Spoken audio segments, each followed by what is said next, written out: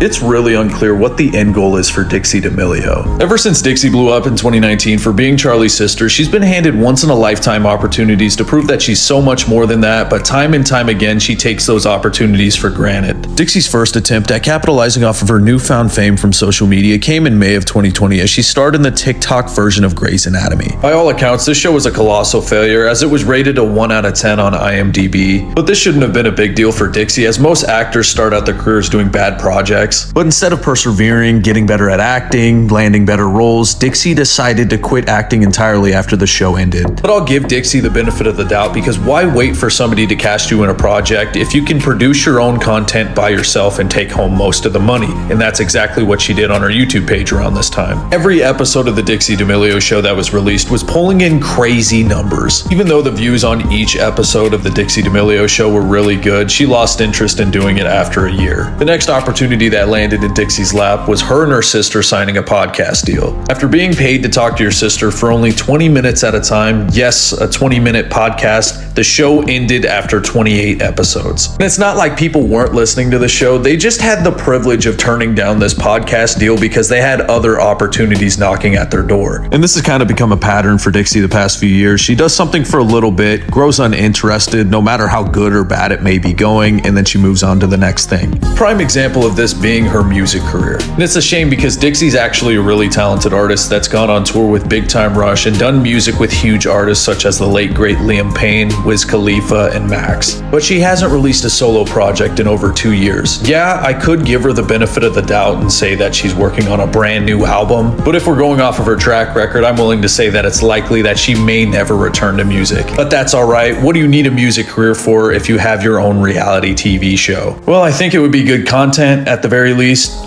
something to talk about. Because after 3 seasons of the D'Amelio show, Hulu decided to cancel the series because the audience was losing interest, and it's likely because they were running out of ideas. I just feel like the D'Amelio family has formed a bad habit at looking way too far into the future to their next projects instead of making sure the product they're working on at the moment is good. This is not a unique observation. I know people have pointed this out, but it's clear as day that the D'Amelio family doesn't really have a passion for the products that they endorse. They've just made a habit of slapping their names on whatever products that get offered their way just for the sake of capitalizing off of their fame on social media. If the D'Amelios focused on 1 to 2 big projects that they're actually passionate about at a time, I feel like their companies would see a lot more success than they already are. Because there's no reason that the D'Amelio footwear website should be having a Black Friday 70% off sale at the beginning of November. I think the public would have a way different perspective on Dixie D'Amelio these past few years if she would have focused on 1 to 2 things at a time rather than spreading herself out too thin. But it seems like as of recently, Dixie's been focusing more on being a runway model more than